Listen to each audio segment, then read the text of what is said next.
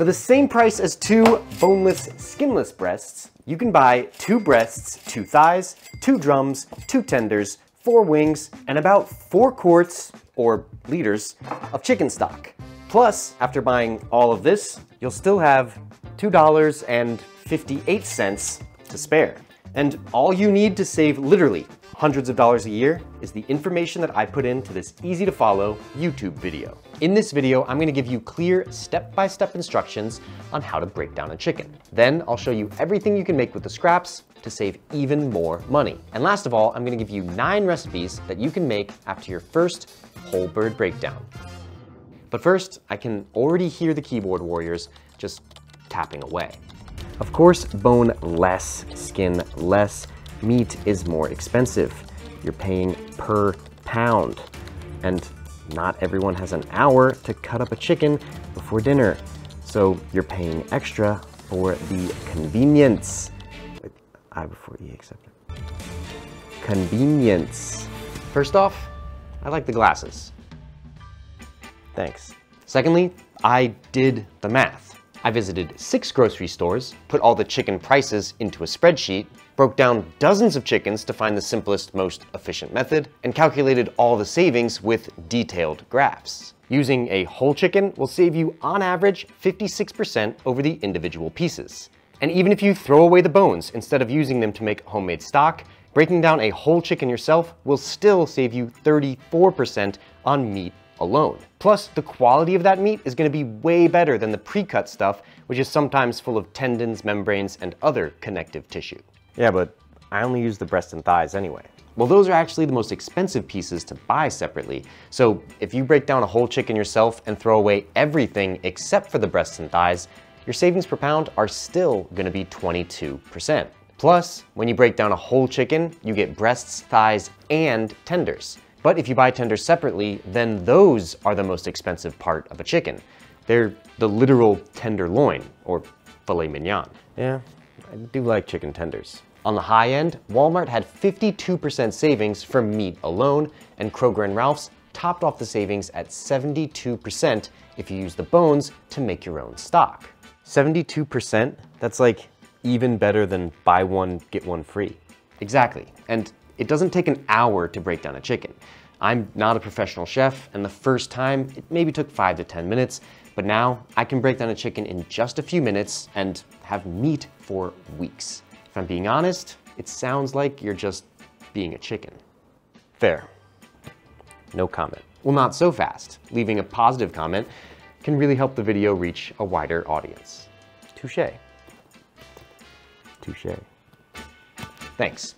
Now that everyone's on the same page and ready to save some money, let's grab a whole chicken and I'll show you how to break it down. This can be done a couple different ways, but after lots of trial and error, this is the method that I find to be the easiest, safest, and most efficient. All you need is a knife, a fork, a paper towel, a small bowl, and a stock pot for the scraps. Safety first. If you ever need to reposition the bird with 2 hands, just make sure that you wipe your knife hand clean of any grease before grabbing the knife, so you have a nice, clean, safe, firm grip. Quick anatomy lesson. These are the wings, these are the legs, these are the breasts, which makes this the back.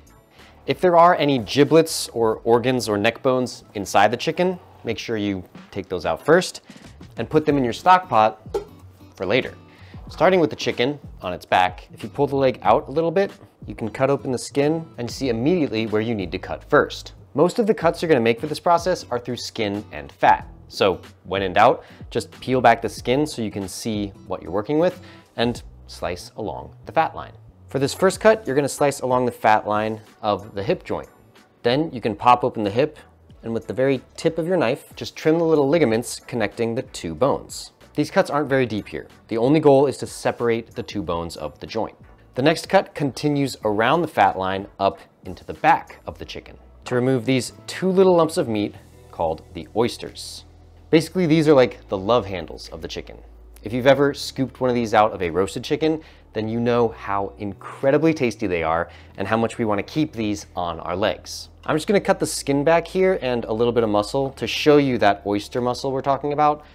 But when you're doing this on the other side, I'll show you, we just cut through the skin and the muscle all at once. The cut you're trying to make is you're trying to slice right through the top where the oyster connects to the bone, because that will release the rest of the oyster, which is kind of just floating within this socket of bone.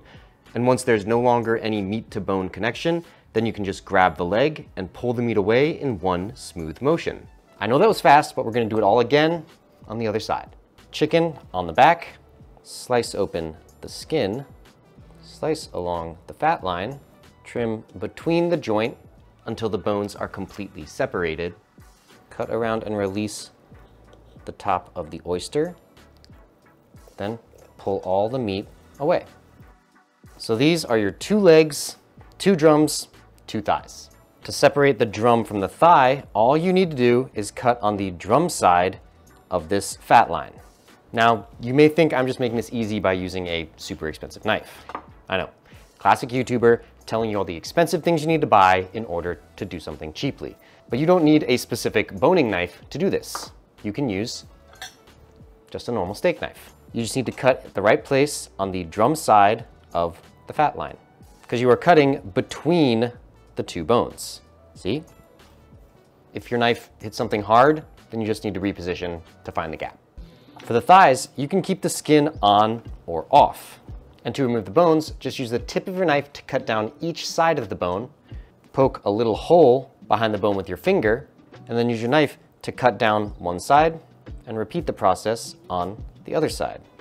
This isn't an exact science here, so feel around for any hard pieces you might have missed, or trim away any fat or scraggly imperfections that you may not want. Add the bones and meat trimmings to your stock pot, and add any fat or skin to your bowl for a special surprise recipe coming later. At this point, if you don't specifically need skin on chicken breast for another recipe, then I would just take it off and add that to your surprise recipe skin bowl, so that you can see exactly where you need to cut next, which, you guessed it, is right along the fat line. If you follow the fat line at the bottom of the breast, it will lead up to the shoulder. Then you can open up and trim the ligaments between the 2 bones, just like you did at the hip joint. Once the shoulder's open, you can feel the wishbone right here. There's no separate oyster meat on this cut, but you can think about it the same way. You're just trying to separate the meat from the wishbone. So slice from one end of the wishbone down to the other. And just like the legs, once you're done, you can just give the whole breast a pull and everything comes off in one big piece. Then just slice between the breast and a wing. Hopefully, you're beginning to see a bit of a pattern here. Breaking down a chicken is basically the same 4 cuts done on each appendage. Cut along the fat line, trim between the joint, release the meat from the bone, and pull all the meat away. Now with this chicken, a little piece of breastbone came off with this second breast. And that's just something that may happen because every chicken is going to be different. So if you're breaking down a chicken and something happens that didn't happen in my video, just adapt, and if it's a piece that you don't want to eat, then just trim it off and add it to your stock. Then just go back to where you were and keep breaking down the chicken according to your plan. You can cook the wings just like this, but if you want to make a buffalo wing, then you just have to stand the wing up like a V and slice vertically through the little gap at the elbow and the gap at the wrist. The key here is that you never need to cut through any of the bones. So if your knife doesn't get through easily, just try moving it a little up or down the wing till you find the gap. The 2 wing tips can go straight into your stock, and then you have 2 flats that are great for delicious chicken wings, and 2 drumettes that you can give to your friends with low standards and low self-esteem. With only 4 wings per bird, it does make sense to do this a couple of times and just store these in the freezer until you've got a batch of wings that's big enough to be worth your while. Now the only thing left is, you guessed it, the filet mignon, just sitting there, taunting you with its tender loins. There isn't a fat line to follow for this cut, but at this point you can see everything pretty clearly. So just slice on the bottom against the rib cage to separate the tender from the rib cage. Then you're only gonna cut a little bit up the back. I learned this trick from a yakitori guy video, and it's super awesome. Because if you only cut halfway up the back, then you can use this little tendon in front as a grip, grab it with a paper towel, and pull the whole tender down and away, leaving just the membrane attached to the bones. Let's see that in an instant replay. You slice the full length on the bottom, and then just partially up the back. Separate the tender off the ribs with your finger, then grab it with a paper towel and pull down and back. Pretty cool, right? But you don't want to eat that stringy tendon. So with a firm grip on the tendon, just slide it through the prongs of a fork and pull back to remove it. Once again, just grab the tendon with a paper towel, put it between the prongs of a fork, and then when you pull back, you're left with a tendon for your stock and 2 tendonless chicken tenders. Filet mignon. 2 drums, 2 thighs, 4 chicken wings, 2 breasts, and a bunch of bones for chicken stock. Now, if you're breaking down a chicken for the first time, you're probably gonna mess up a little bit. So just take your time and remember that every other chicken is basically free. If you're still too intimidated and want to start with some training wheels, I would highly recommend practicing with a roasted chicken. It's going to be cheaper than raw chicken for some strange reason. Plus, it's a lot easier to separate the meat along the natural divisions and study the overall anatomy of a bird. But even in the worst case scenario with raw chicken, any meat that's left on the bones is still not going to go to waste because you're going to use it for added nutrients and flavor in your chicken stock. You paid for all of this, so stop throwing out cash, kiddo. There's a reason that chicken noodle soup, congee, shorba, pastina, and all the other get-well-soon dishes around the world all use homemade stock. A homemade chicken stock with the vitamins, minerals, and collagen that you get from bones is super healthy, and the high-quality stocks at the grocery store have the price tags to prove it. So if you really want to save money in the kitchen and eat better, healthier tasting food, there is no better way than with homemade chicken stock.